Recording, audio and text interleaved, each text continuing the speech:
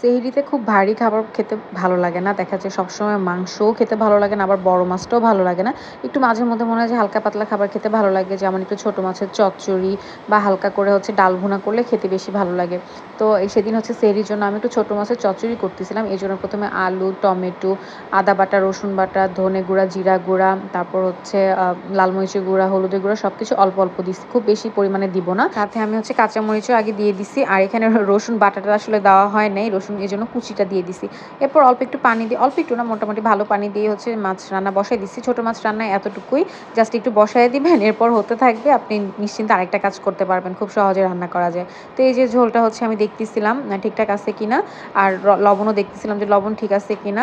এরপর আমি এই যে যখন পানিটা মোটামুটি শুকায় আসবে তখন ধনেপাতা দিয়ে দিচ্ছি। আর আরেকটু শুকনা, শুকনা করে নিব। আমার কাছে একটু শুকনা, শুকনা খেতে ভালো লাগে। মানে ঝোল থাকলে ভালো লাগে না অতটা। এই যে আমার ছোট মাছ রান্না কমপ্লিট। বলেন তো কেমন হইছে? তো ভিডিওটি ভালো লাগলে ফেসবুক পেজটি ফলো করে দিবেন। Thanks for watching. আল্লাহ হাফেজ।